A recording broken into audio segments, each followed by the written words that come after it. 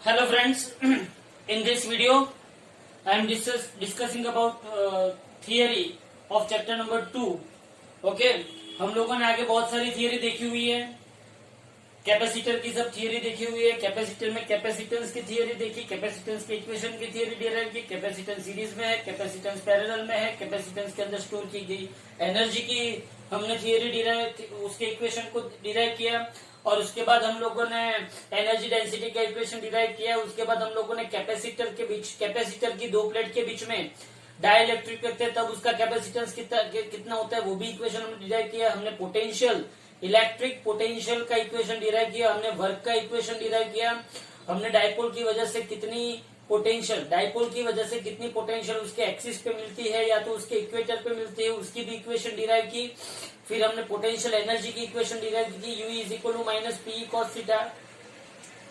तो ये सब जो थियरी, आगे भी हम लोगों ने इक्विपोटेंशियल सरफेस की थियरी डिराइव की, इक्विपोटेंशियल सरफेस की कैरेक्टरिस्टिक हमने डिराइव की। उसमें हमने देखा कि पोटेंशियल हर एक पॉइंट पे सेम होता है तो वर्क जीरो होता है, वर्क जीरो होता है तो इलेक्ट्रिक फील्ड भी यहाँ पे क्या आएगा, जीरो। तो यहाँ पे ये सब आगे की बातचीत हो गई है, शायद ये यहाँ पे ये लास्ट सेशन होगा ये थियरी का। तो इस थियरी के सेशन में यहाँ पे बताया कि some important results regarding electrostatics of the conductor. Conductor क्या होता है, see some important result about electrostatics of the conductor. Conductor मतलब क्या होता है कि आप लोगों को मैंने आगे भी बताया था कि there are three parts, first one is conductor, second one is semiconductor and third one is insulator. Conductor के अंदर क्या होता है कि कंडक्टर के अंदर फ्री इलेक्ट्रॉन्स होते हैं। फ्री इलेक्ट्रॉन्स मतलब क्या होता है कि एटम जो है वो आयन के फॉर्म में होते हैं और मतलब जो उसका पॉजिटिव चार्ज है, जो उसका न्यूक्लियस का पॉजिटिव चार्ज है वो स्टेबल रहता है और उसके आजू बाजू इलेक्ट्रॉन क्या करते हैं, घूमते हैं। Free electron, free electron, free electron मतलब वो मटेरियल के अंदर कहीं पे भी मूव कर सकते हैं। बेसिकली वो लोग जो मूव करते हैं फ्री इलेक्ट्रॉन, उसकी वजह से ही हम लोग को कंडक्शन मिलता है। तो कंडक्टर जो है तो उसकी some important results regarding electrostatics, मतलब कि चार्ज स्टेशनरी है तो उसके बारे में क्या क्या बोल सकते हैं। तो इसके बारे में कुछ पॉइंट्स लिखे हैं, वो पॉइंट को हम आगे क्या करेंगे, प्रूव करेंगे। तो first point is inside a conductor electrostatic field is zero. इसका मतलब ये है कि अगर मैं कोई भी कंडक्टर ले लू, कोई भी शेप का, उसके अंदर अगर कैविटी है तो उसके अंदर इलेक्ट्रिक फील्ड क्या होगा, जीरो होगा। Inside a conductor electrostatic field is zero. दूसरा point, at the surface of the charged conductor, अगर कोई भी कंडक्टर को मैंने चार्ज किया है, मतलब कि उसके ऊपर मैंने चार्ज डिपोजिट किया है, तो at the surface of a charge conductor electrostatic field must be normal to the surface, must be normal to the surface at every point. मतलब कि अगर मैं कोई एक चार्ज कंडक्टर ले लेता हूं, हाँ, तो उसके ऊपर सपोज कि ऐसे चार्ज डिपोजिट किए, याद रखना कंडक्टर के अंदर कैविटी है, कैविटी मतलब होलो स्ट्रक्चर। कंडक्टर के अंदर अगर कैविटी है तो वहां पे तो इलेक्ट्रिक फील्ड ऑलवेज क्या रहेगा, जीरो रहेगा। लेकिन सरफेस के ऊपर मैंने जो चार्ज डिपोजिट किया है, क्या डिपोजिट किया है मैंने सरफेस के ऊपर, चार्ज, तो ये जो चार्ज के नॉर्मल क्या रहेगा, इलेक्ट्रिक फील्ड रहेगा। इलेक्ट्रिक फील्ड किसके नॉर्मल रहेगा, चार्ज के नॉर्मल रहेगा। ये भी हम प्रूव करेंगे। Electric field is normal to the surface, okay, at every point. So at the surface of a charge conductor electrostatic field must be normal to the surface at every point. Every point पे electric field क्या होगा, normal होगा।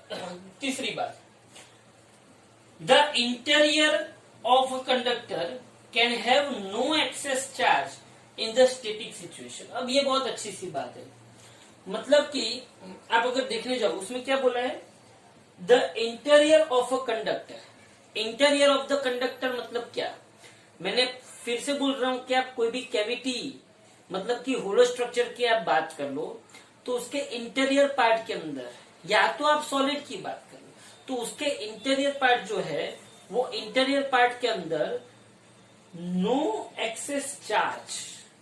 No excess charge मतलब क्या हुआ कि conductor के interior part के अंदर अगर हम बात करें तो आप जितने अमाउंट ऑफ पॉजिटिव चार्ज होंगे उतने ही अमाउंट ऑफ नेगेटिव चार्ज होंगे, तो टोटल नेट चार्ज क्या हो जाएगा, जीरो हो जाएगा। So no excess charge inside the interior part of the conductor, मतलब कंडक्टर का अंदर का जो भाग है वहां पे नेट चार्ज क्या होगा, जीरो। और अगर नेट चार्ज जीरो होगा तो इलेक्ट्रिक फ्लक्स भी क्या होगा, जीरो। और अगर इलेक्ट्रिक फ्लक्स जीरो होगा तो इलेक्ट्रिक फील्ड क्या होगा, जीरो। इसीलिए अपने को आगे बोला गया कि inside a conductor electrostatic field is zero. You know that. आपको पता है कि भाई नेट चार्ज जीरो है, नेट चार्ज जीरो है तो flux is equal to charge upon epsilon naught, तो फ्लक्स भी क्या होगा, जीरो। और अगर फ्लक्स जीरो होगा तो इलेक्ट्रिक फील्ड भी क्या होगा, जीरो। मतलब कि inside the conductor there is no net charge, inside the conductor there is no net charge, inside the conductor there is no net charge, as well as electric field inside the conductor is zero, as well as electric flux inside the conductor is zero. Okay तो ये हमारी बात होगी inside the conductor. एक दो तीसरा point, पहला point क्या था, इलेक्ट्रिक फील्ड ऑलवेज जीरो है। दूसरा पॉइंट क्या था कि इलेक्ट्रिक फील्ड जो सरफेस, मतलब सरफेस पे अगर जो चार्जेस है उसकी वजह से इलेक्ट्रिक फील्ड सरफेस के कहाँ पे रहता है, परपेंडिकुलर रहता है। तीसरा पॉइंट आप लोगों ने देखा कि इंटीरियर पार्ट, कंडक्टर का जो इंटीरियर पार्ट है उसमें कोई भी प्रकार के चार्ज नहीं है, मतलब चार्ज है लेकिन नेट चार्ज, मतलब जितना अमाउंट ऑफ पॉजिटिव चार्ज है उतना ही अमाउंट ऑफ नेगेटिव चार्ज है, तो नेट चार्ज क्या होता है, जीरो होता है। उसके बाद देखो electrostatic potential is constant throughout the volume of the conductor. ये भी मैं आपको समझा सकता हूं, ये मैंने आगे प्रूफ में बताया हुआ है। Electrostatic potential is constant throughout the volume of the conductor and has the same value as inside on its surface। मतलब कि जो, अगर आपको बहुत ही अच्छी तरह से मालूम हो तो इलेक्ट्रिक फील्ड अगर जीरो है, इलेक्ट्रिक फील्ड अगर जीरो है, आपको यहाँ पे पॉइंट पे क्या बताया गया कि इलेक्ट्रिक फील्ड क्या है, जीरो।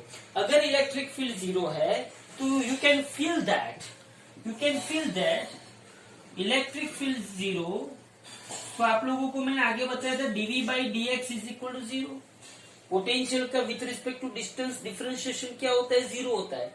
और अगर कोई एक फिजिकल क्वांटिटी का डिफरेंशिएशन जीरो होता है तो वो फिजिकल क्वांटिटी क्या हो जाती है, कांस्टेंट हो जाती है, वो तो आपको पता है। तो अगर E जीरो है तो V कांस्टेंट ही होगा, तो यहाँ पे वही बताया गया है।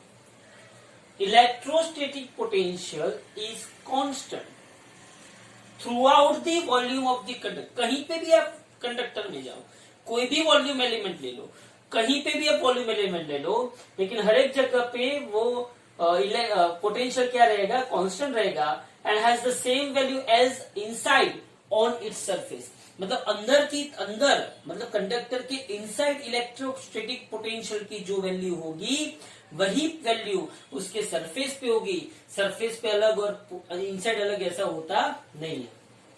और ये last point, in a static situation free charges are so distributed that electric field becomes zero everywhere। वापिस वही का वही कि कंडक्टर के अंदर जो कैविटी है वो कैविटी के अंदर इलेक्ट्रिक फील्ड जीरो होगी। वो इसलिए जीरो होगी कि जो कैविटी है या तो जो कंडक्टर है उसके ऊपर जो चार्ज डिस्ट्रीब्यूशन है वो चार्ज अपने आप को, वो जो चार्जेस है वो अपने आप को ऐसे ही सेट करेंगे, ऐसे ही डिस्ट्रीब्यूट करेंगे, ऐसे ही अरेंज करेंगे कि जिसकी वजह से इनसाइड कैविटी के अंदर इलेक्ट्रिक फील्ड क्या होता है, जीरो होता है। तो ये बात हुई, बहुत ही अच्छी सी थियरी है, छोटे छोटे सी बात है। पहली बात है कि इलेक्ट्रिक फील्ड जीरो होता है। दूसरी बात है कि इलेक्ट्रिक फील्ड जो है वो सरफेस पे ऑलवेज नॉर्मल होता है। तीसरी बात ये है कि इलेक्ट्रोस्टैटिक पोटेंशियल हर एक जगह पे कांस्टेंट होता है। चौथी बात ये है कि inside the conductor there is no excess charge, मतलब कि एक्सेस चार्ज कहीं पे भी होता नहीं है क्योंकि जितने अमाउंट ऑफ पॉजिटिव है उतने अमाउंट ऑफ नेगेटिव है। तो ये चौथी बात। और आपको लोगों को ये भी पता चल गया कि पोटेंशियल हर एक जगह पे क्या रहता है, कांस्टेंट रहता है। अब ये जो सब बातें है उसको हम प्रूफ कर सकते हैं, लेकिन हम उसको थोड़ा थोड़ा अलग अलग तरीके से प्रूफ करेंगे। पहली बात, ये क्वेश्चन पूछा जाता है लेकिन कैसे, एमसीक्यू में पूछा जाता है। Does the charge given to a metallic sphere depend on whether it is hollow और सॉलिड। मतलब कि मैं कोई एक स्फीयर ले लूं, क्या ले लूं, स्फीयर। कैसा स्फीयर ले लूं, सी मैं कैसा स्फीयर ले लू, मैं एक मेटालिक स्फीयर ले लू।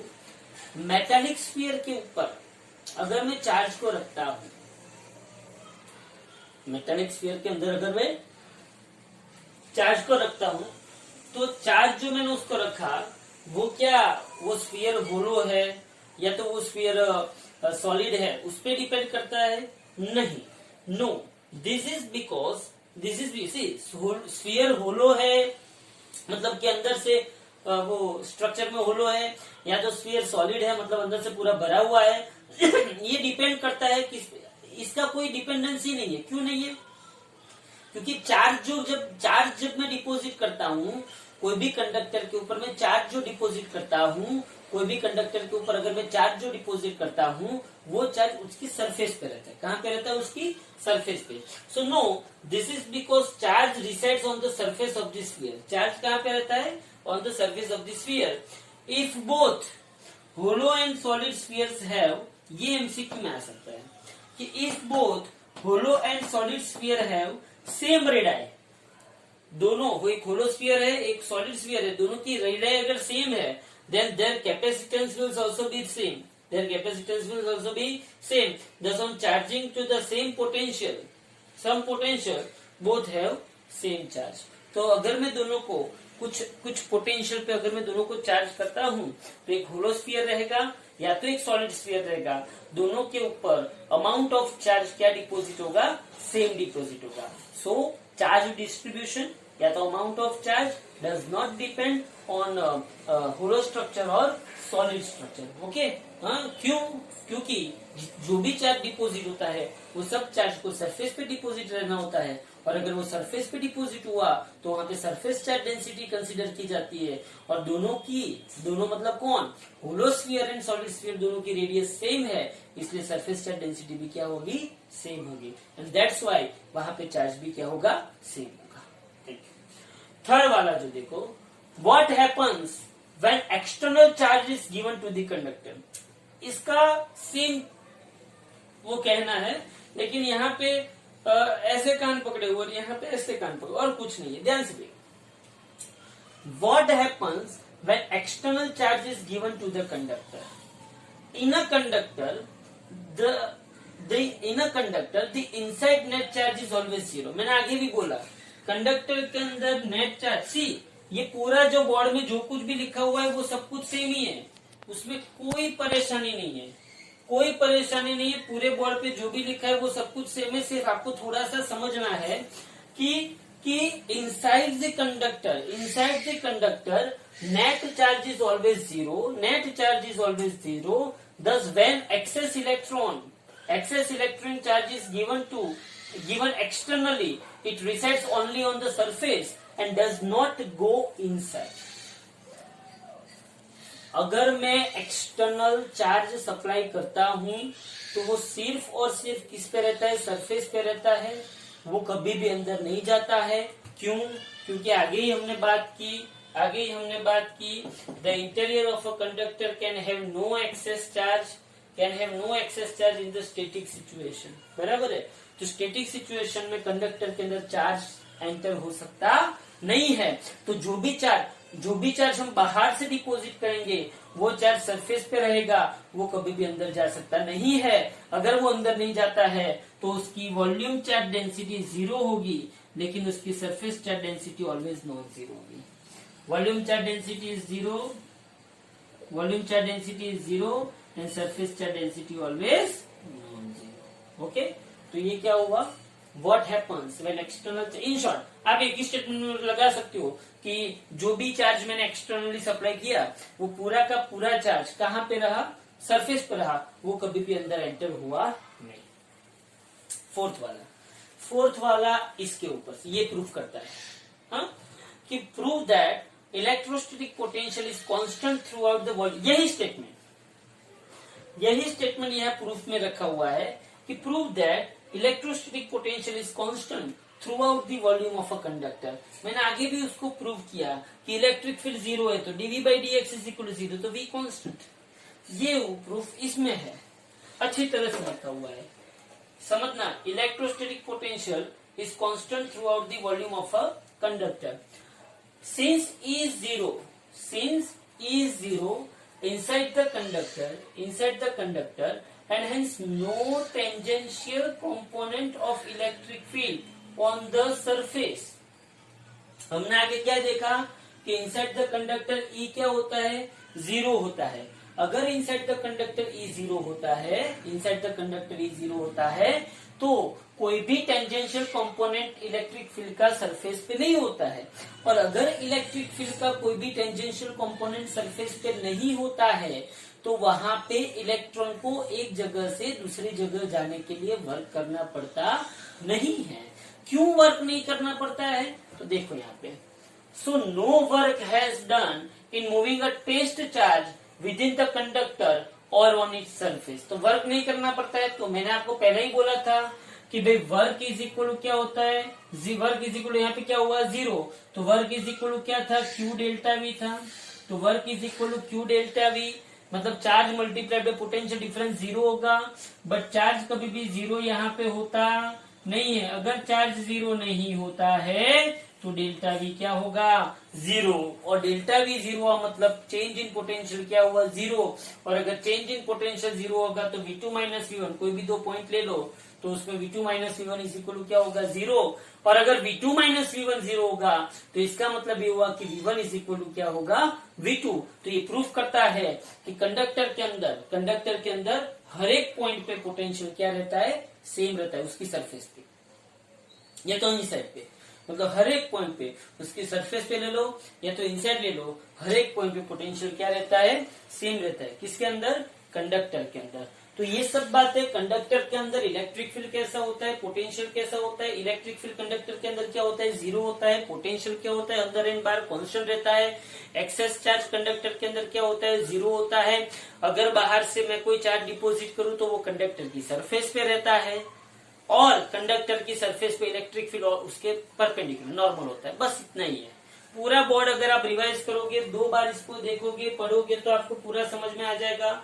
फिर से मैं आपको बोल रहा हूं, inside the conductor electric field is zero. Excess charge inside the conductor is zero. Electric field on the surface is always perpendicular to the surface.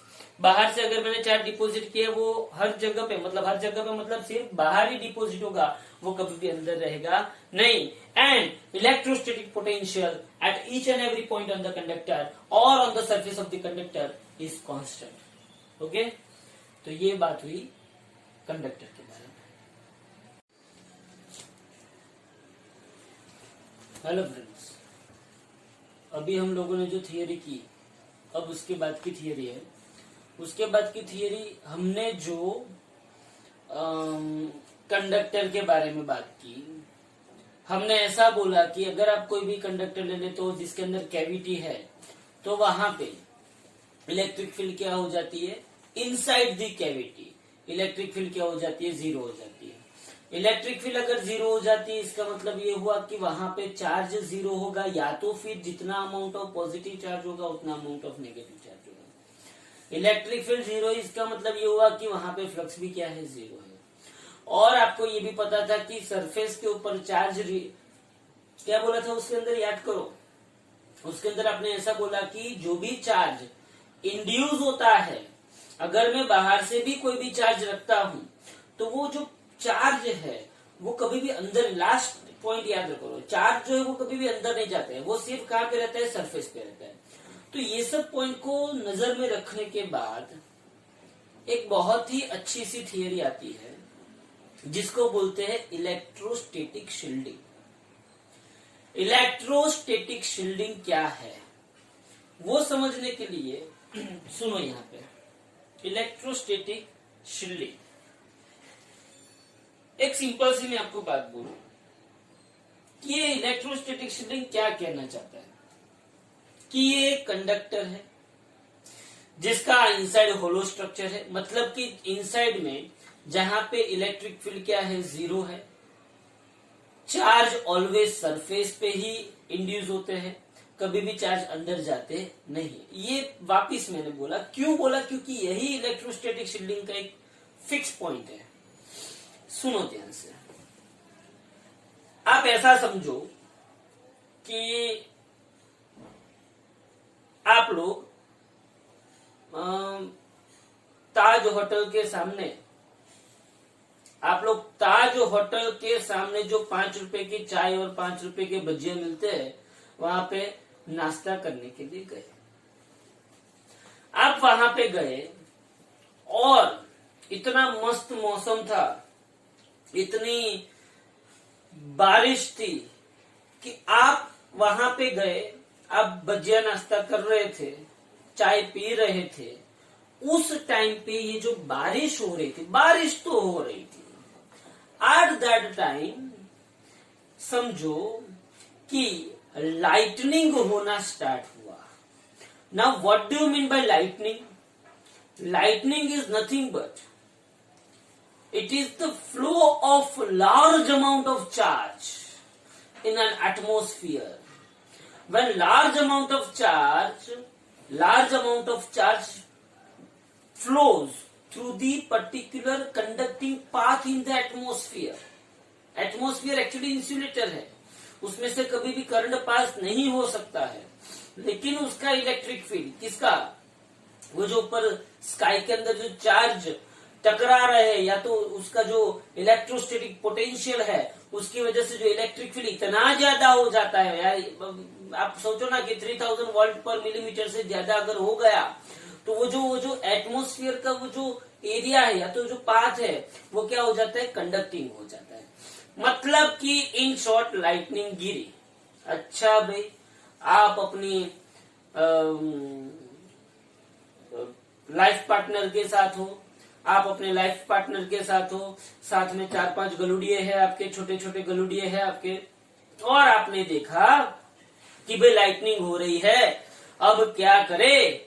तो जिसने फिजिक्स की ये थियरी पढ़ी है, हाँ, वो ऐसा सोचेगा कि भाई अगर कंडक्टिंग मटेरियल है और उसका अंदर का स्ट्रक्चर होलो स्ट्रक्चर है, तो अंदर इलेक्ट्रिक फील्ड क्या होगा, 0।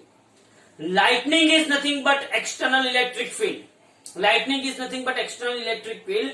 Suppose by chance, assume करो कि आप अपनी बड़ी सी नैनो कार के अंदर गए हो, और ये जो नैनो कार है उसका ऊपर का जो छत है वो भी मेटेलिक है, उसके टायर है वो भी मेटेलिक है। ऐसा एज्यूम करो, टायर कभी मेटेलिक होते नहीं, आपको बात मालूम है, लेकिन ऐसा एज्यूम करो कि टायर भी मेटेलिक है, मतलब पूरी की पूरी कार जो है वो मेटल से बनी हुई है। तो it is nothing but it is the conductor. ये कंडक्टर है जो पूरा का पूरा मेटल से बना हुआ है, टायर भी मेटल से बने हुए। वाह वाह वाह, ये पूरा कैसा स्ट्रक्चर है, मेटालिक स्ट्रक्चर। अब सोच, अब क्या होगा, ये मेटल है, चलो भाई लाइटनिंग गिरी, लाइटनिंग यहां पे गिरेगी। लाइटनिंग मतलब large amount of charge, large amount of charge, it is known as lightning, बराबर। लार्ज अमाउंट ऑफ चार्ज इस मेटालिक सरफेस पे गिरे। तो हमने आगे की थियरी क्या पढ़ी थी कि मेटालिक सरफेस पे अगर इलेक्ट्रिक फील्ड हम अप्लाई करते हैं या तो हम उसको चार्जिंग करते हैं, तो चार्ज अंदर घुसेंगे कि बाहर रहेंगे? बाहर रहेंगे। बाहर कहाँ रहेंगे? सरफेस के ऊपर रहेंगे, कभी भी वो अंदर जाते नहीं। इसका मतलब ये हुआ कि जब ये लाइटनिंग होती है तब जो भी चार्ज है वो कहाँ पे रहेगा? सरफेस के ऊपर रहेगा। इनसाइड तो क्या होगी? इलेक्ट्रिक फील्ड 0 होगी।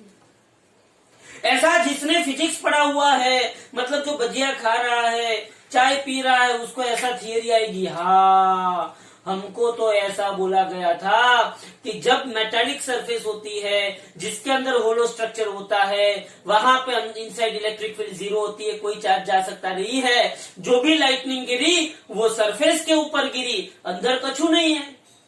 मतलब वो सोचेगा कि भाई अगर मुझे लाइटनिंग से बचना है तो मुझे कार के अंदर जाना पड़ेगा, बाहर रहूंगा तो शायद लाइटनिंग मुझे इफेक्ट कर जाए। तो वो क्या करेगा? ऑटोमेटिक डोर है नैनो कार का, उसने की प्रेस की, डोर ओपन किया और यहां से 1 बाय 1 अपने एक एक गलुड़िए को लात मार मार के, ऐसी लात मारता है, फुटबॉल चैंपियन है, ऐसी लात मारता है कि सीधा अंदर घुस जाते हैं। कहाँ पे? कार के अंदर। कार के अंदर सबको घुसा के खुद भी अंदर घुस के वो कार को बंद कर देता है। कार बंद कर दी मतलब ये पूरा का पूरा क्या हो गया, मेटालिक कंडक्टर हो गया, एक कंडक्टर हो गया जिसका होलो स्ट्रक्चर है, कार के अंदर सब बैठ गए, बाहर सिर्फ मेटल है, और जो भी लाइटनिंग गिरती है उसका जो चार्ज इंड्यूस होता है वो सिर्फ कहाँ पे इंड्यूस होता है, सरफेस पे इंड्यूस होता है। Inside the car there is no charge, there is no electric field is zero, so whole family is now safe। तो यहां पे जो कार है, जो मेटालिक कार है, उसने शील्ड किया, शील्ड मतलब एक कवर अप किया, किससे कवर अप किया, इलेक्ट्रॉन का जो फ्लो था या तो जो लाइटनिंग होती थी उसको कवर किया, उसको अंदर नहीं जाने दिया, that is known as electrostatic shielding. बोलो पता चल रहा है। तो ये थियरी मैंने जो आपको ये अभी एप्लीकेशन बताई, एक इमेजिनरी पिक्चर बताया आपको, उसके बेस पे ये थियरी है। This is known as electrostatic shielding. Consider a conductor with a cavity, consider a conductor with a cavity with no charge inside, अंदर कोई चार्ज नहीं है, अंदर कोई चार्ज नहीं है। Consider a conductor with a cavity, no charge inside, electric field inside the cavity is zero, वही statement है, चार्ज भी जीरो, इलेक्ट्रिक फील्ड भी जीरो। बोलो ये थियरी के दो स्टेटमेंट मिल गए कि भाई अंदर कंडक्टर के अंदर एक कैविटी ले ली, कैविटी के अंदर इलेक्ट्रिक फील्ड जीरो है और चार्ज भी क्या है, जीरो। अच्छा एक और बात, आप बोलोगे कि सर ये कार में ही होगा या तो किसमें कोई ऐसा शेप होगा या तो साइज होगी, नथिंग मैटर। आपको सिर्फ क्या याद रखना है कि what ever be the size and shape, what ever be the size and shape of the cavity, cavity की साइज कुछ भी हो चलेगा, शेप कुछ भी हो चलेगा, what ever be the charge on the conductor, इसके ऊपर 5 लाख कूलम चार्ज भी आ जाए तो भी कोई टेंशन लेने की बात नहीं है। तो what ever be the charge on the conductor and what ever be the external field in which it is placed, external field ले लो, चार्ज ले लो, कछु भी ले लो, लेकिन वो सब कुछ सरफेस के ऊपर रहेगा। Inside the surface, inside the cavity there is no charge, there is no electric field. Even if the conductor is charge or charges are induced on a neutral conductor by an external field, all charges resides on the surface of the conductor with cavity। condition applied, conductor कैसा होना चाहिए, cavity वाला, cavity वाला मतलब अंदर से होलो structure होना चाहिए। बोलो इतना पता चला। तो यहाँ पे whatever be the size and shape of the cavity, whatever be the charge on the conductor and whatever be the electric field in which it is placed, मतलब चार्ज कछु भी हो तो चलेगा, साइज एंड शेप कछु भी हो तो चलेगा और इलेक्ट्रिक फील्ड कछु भी हो तो चलेगा, इसका कोई मायने नहीं रखता है। लेकिन अगर ऐसी सिचुएशन है तो कंडक्टर को आपने कोई भी इलेक्ट्रिक फील्ड में रखा है, चार्ज वहां पे सरफेस के ऊपर ही इंड्यूस होगा, अंदर कभी जाएगा नहीं। तो देखो यहाँ पे कंडक्टर बताया, ये इसके ऊपर ऐसे चार्ज इंड्यूस हुआ, यहाँ पे पॉजिटिव चार्ज है तो इलेक्ट्रिक फील्ड कहाँ पे होगी, बाहर की साइड। इसकी सरफेस चार्ज डेंसिटी क्या है, सिग्मा ग्रेटर देन 0। यहाँ पे नेगेटिव चार्ज है तो सरफेस चार्ज डेंसिटी क्या है, सिग्मा लेस देन 0। और इलेक्ट्रिक फील्ड कहाँ पे जाएगी, अंदर जाएगी। याद रखना गुजरात बोर्ड में या तो कोई भी बोर्ड में अगर आप ये थियरी पूछते हैं और आपने अगर ये फिगर नहीं ड्रॉ की है तो कंपलसरी हाफ मार्क जीएसटी का कट करेंगे ही, कोई टेंशन लेने की बात नहीं है, ये आपको कंपलसरी ड्रॉ करना है। अब आगे देखो।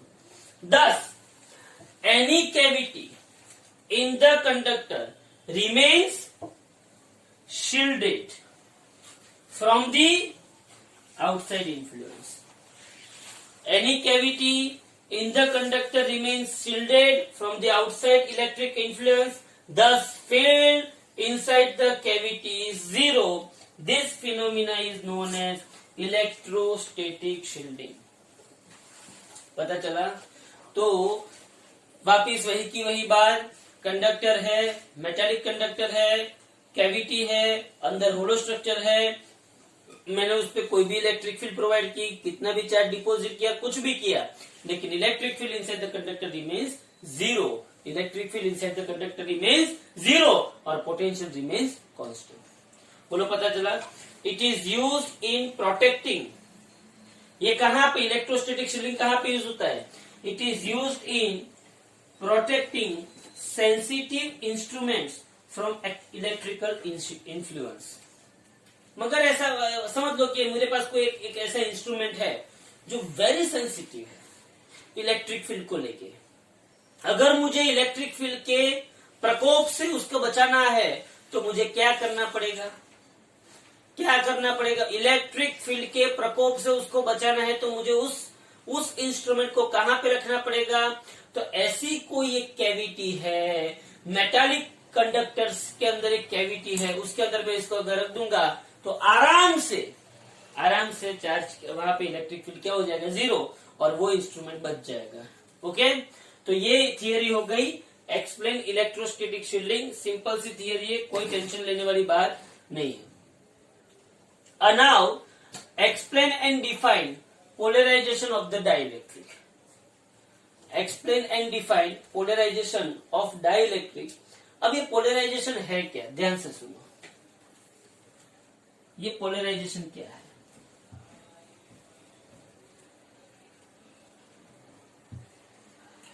ध्यान से देखो, अगर मैं कोई भी कंडक्टर है, कोई भी मेटालिक मटेरियल है, मेटालिक मटेरियल है तो उसके अंदर positive negative positive negative positive negative positive negative ऐसे होंगे कि नहीं होंगे?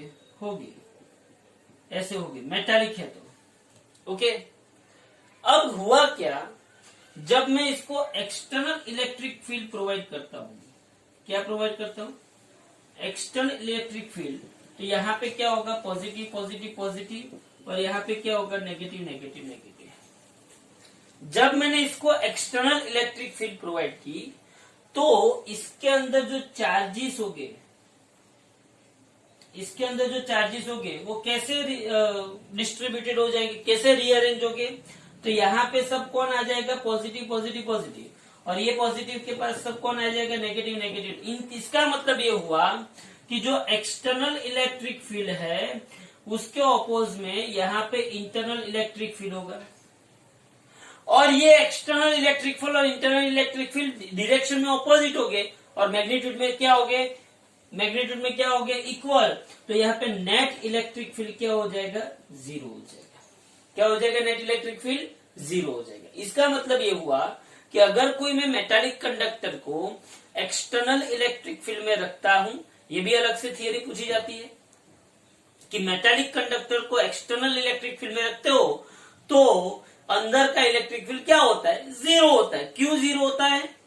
क्योंकि जब मैंने उसको एक्सटर्नल इलेक्ट्रिक फील्ड में रखा तो मेटालिक कंडक्टर के अंदर पॉजिटिव चार्ज जो है वो एक्सटर्नल इलेक्ट्रिक फील्ड के नेगेटिव चार्ज पे इंड्यूस हो गए, या तो नेगेटिव चार्ज जो है वो एक्सटर्नल इलेक्ट्रिक फील्ड के पॉजिटिव चार्ज की तरफ इंड्यूस हो गए। तो मेटालिक कंडक्टर के अंदर एक अंदरूनी इलेक्ट्रिक फील्ड क्रिएट होगा जिसको हम ई इंटरनल बोलते हैं, और ई एक्सटर्नल एंड ई इंटरनल दोनों एक दूसरे की ऑपोजिट डायरेक्शन में होंगे, तो रिजल्टेंट इलेक्ट्रिक फील्ड क्या हो जाएगा? जीरो हो जाएगा, क्योंकि दोनों का मैग्नीट्यूड क्या रहता है? सेम रहता है। ओके, तो ये किसकी बात हो गई? मेटालिक कंडक्टर की। लेकिन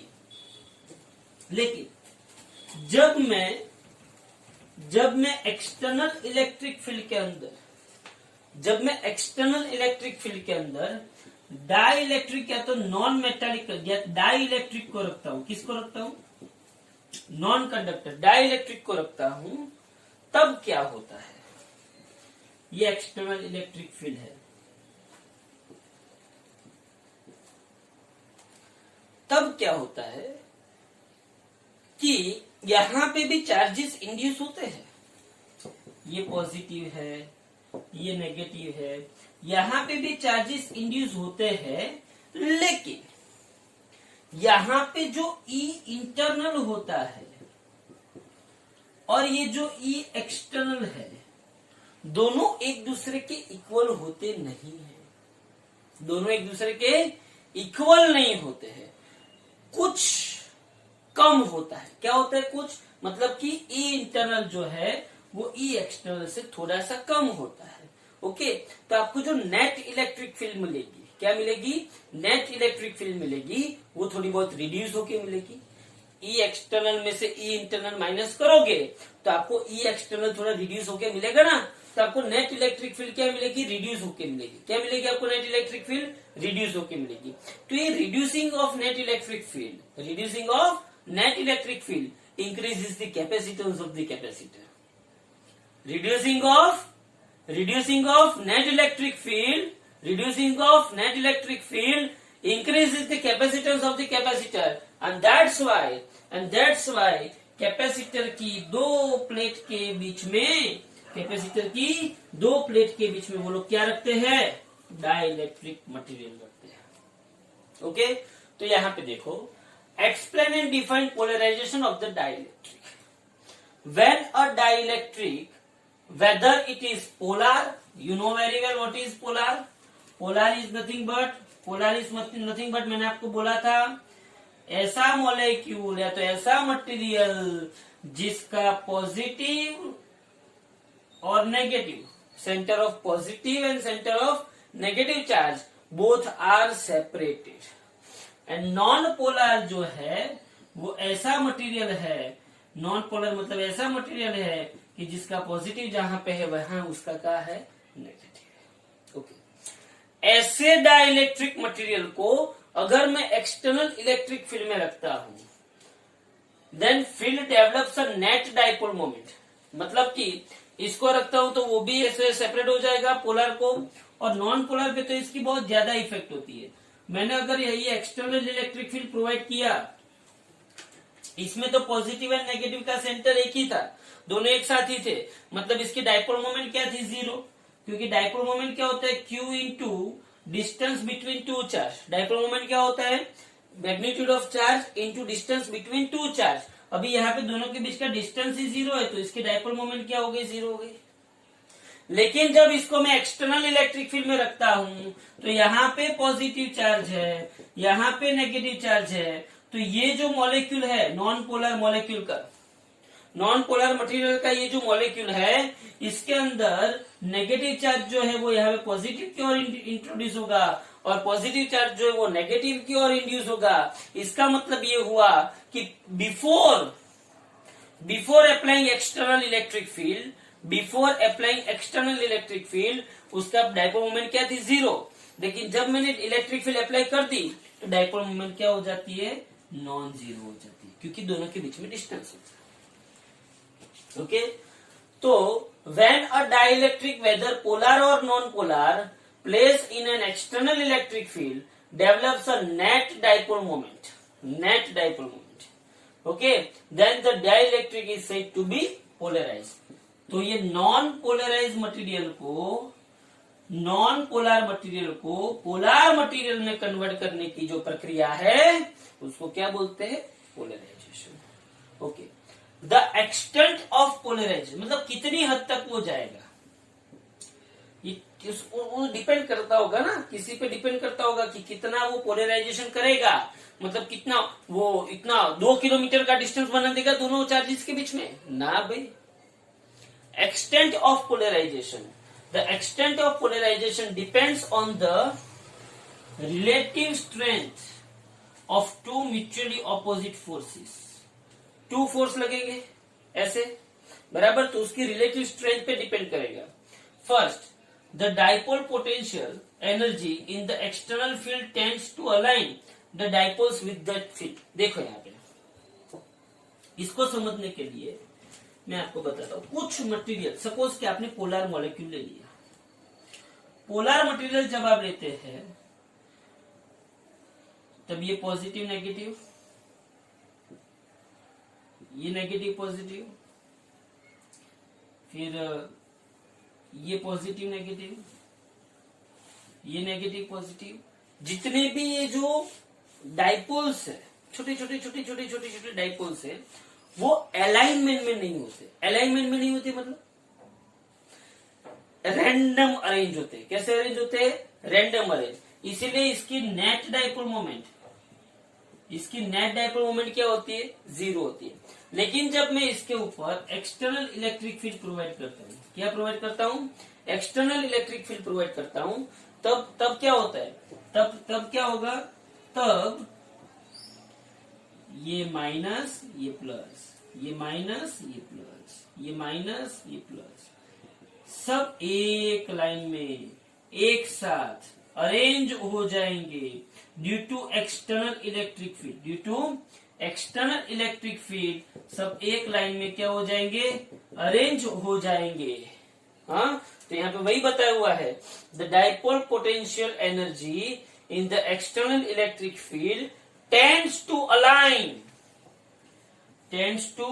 align the dipoles with the field. Dipole को फील्ड के साथ अलाइन करने के लिए वो क्या करेगा, कोशिश करेगा। ओके, दूसरा थर्मल है। हाँ, इसमें क्या होता है कि थर्मल काइनेटिक एनर्जी भी इसमें आपको बहुत इंपॉर्टेंट है, क्योंकि डाइपोल की पोटेंशियल एनर्जी है। पोटेंशियल एनर्जी कंजर्वेशन अगर अप्लाई करो तो पोटेंशियल एनर्जी किसमें कन्वर्ट हो जाएगी, थर्मल काइनेटिक एनर्जी में। कुछ लेवल तक, सब नहीं होती कुछ, लेकिन वो जो थर्मल काइनेटिक एनर्जी हुई ना, अब सिंपली एक सिंपल सी बात बताता हूँ, इसको समझने के लिए एक और एग्जांपल आपको बताता हूँ। आप लोग सब क्लास में बैठे हुए हो, ओके, जब तक सर नहीं आते तब आप सबकी डाइपोल मोमेंट कैसी होती है, रैंडम होती है। कैसी होती है आप लोगों की डाइपोल मोमेंट, रैंडम। कोई ऐसे बैठा होगा, कोई ऐसे बैठा होगा, कोई ऐसे बैठा होगा, कोई ऐसे बैठा होगा, कुछ भी रैंडम अरेंजमेंट होती है सबकी। रैंडम अरेंजमेंट होती है तो तब नेट डाइपोल मोमेंट क्या हो जाती है, 0 हो जाती है। लेकिन जब सर आते हैं तब आप सबकी नजर एक साथ जो जगह पे सर खड़े हैं वहां पे धीरे धीरे आप सबकी नजर अरेंज होना स्टार्ट होता है कि नहीं होता है। This is known as alignment. समझ में आ रहा है, सर आए मतलब एक्सटर्नल इलेक्ट्रिक फील्ड आया, एक्सटर्नल इलेक्ट्रिक फील्ड आया तो कोई ऐसे देख रहा होगा ना,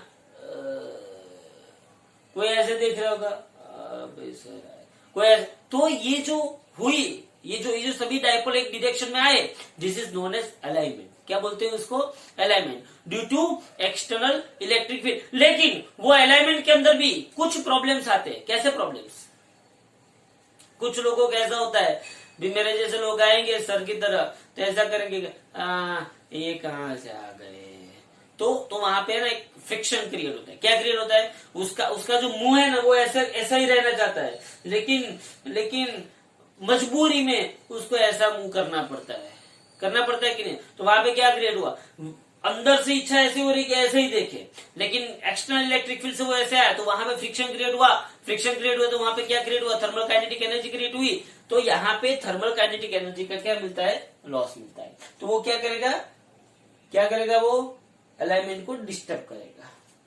तो पोलराइजेशन मतलब क्या, the dipole moment per unit volume is called polarization, capital P.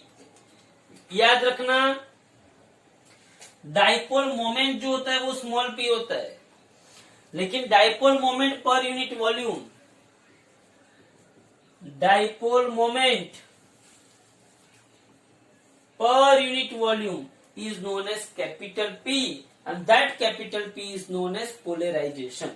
The dipole moment per unit volume is called polarization. It is denoted by capital P for small external electric field. For small external electric field, P proportional to E. तो यहां पे reality में देखने जाओ तो P is equal to आता है epsilon not काई E। ये क्या है भाई,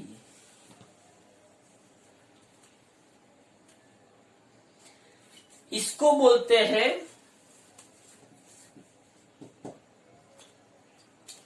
ची नहीं है, इसको बोलते काई।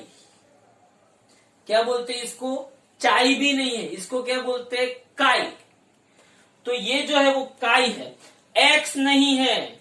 इसको बनाया कैसे जाता है, ध्यान से देखो, इसको बनाया के ऐसे करके यूं, इसको लिखने की याद करना, ये ग्रीक अल्फाबेट है, ऐसे करके यूं ऐसे डंडी खींच देने की, ये काई हुआ। और अगर मैं उसके सबस्क्रिप्ट में ई लिखता हूं तो ये इसको बोलते हैं इलेक्ट्रिक ससेप्टिबिलिटी, काई ई। क्या बोलते हैं इसको? Electric susceptibility of the dielectric medium, electric susceptibility of dielectric medium या तो डाइलेक्ट्रिक मटेरियल। इसको क्या बोलते हैं? Electric susceptibility of dielectric medium और डाइलेक्ट्रिक मटेरियल। आप लोगों के लिए होमवर्क में मैंने ये छोड़ा है कि ये जो डाइलेक्ट्रिक मटेरियल की जो इलेक्ट्रिक ससेप्टिबिलिटी है काई ई, उसका यूनिट आपको मुझे फाइंड आउट करके देना है। यूनिट एंड डायमेंशनल फॉर्मूला दोनों चीज आपको फाइंड आउट करके देनी है। Electric susceptibility of the dielectric material, याद रखना, electric susceptibility of the dielectric material is nothing but काई ई। तो ये क्या कहता है, ये इक्वेशन क्या कहता है? जितना इलेक्ट्रिक फील्ड ज्यादा होगा उतना पोलराइजेशन पर वॉल्यूम क्या होगा? ज्यादा होगा। इसका मतलब ये हुआ कि जितना ज्यादा इलेक्ट्रिक फील्ड उतना चार्जेस का सेपरेशन क्या होगा? ज्यादा होगा। लेकिन वो सेकेंडली किस फैक्टर पे डिपेंड करता है? काई ई फैक्टर पे डिपेंड करता है। ओके, तो मैं काई ई को मैं P divided by epsilon naught E लिख सकता हूं। ओके, काई ई को मैं P divided by epsilon naught E लिख सकता हूं। ओके, तो आपको ये पता होना चाहिए कि जितना पोलराइजेशन बढ़ेगा उतना काई ई भी क्या होगा? बढ़ेगा। डिफरेंट मटेरियल के अंदर या तो एक ही मटेरियल के अंदर अगर आप अलग अलग इलेक्ट्रिक फील्ड अप्लाई करते हो तो उसका पोलराइजेशन पर यूनिट वॉल्यूम भी क्या होता है? चेंज होता है।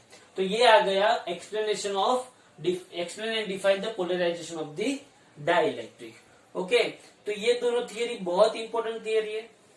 आप लोगों मेजोरिटी मैंने आप लोगों को सभी थियरी करवा दी है, फिर भी अगर कोई बाकी बचती है तो वो मैं देख लेता हूं, लेकिन शायद 15-20 जितनी थियरी हो गई होगी। तो वो 15-20 थियरी आपको कंपलसरी करनी है। छोटी छोटी थियरीज है, 2-2 मार्क में पूछी जाती है, ऐसी थियरी है। भगवान करे और पेपर सेटर को अच्छा दिमाग हो और उसको बुद्धि अच्छी हो तो मैक्सिमम न्यूमेरिकल पूछे, ऐसी हमको भगवान से प्रार्थना करनी है। लेकिन अगर ऐसी कोई भी थियरी पूछता है तो आपको आराम से वो याद होनी चाहिए। ओके, तो आप लोगों को ये सब थियरी करनी है, नोट्स बनानी है और प्रिपेयर करके आपको टेस्ट देना है। Okay, thank you very much.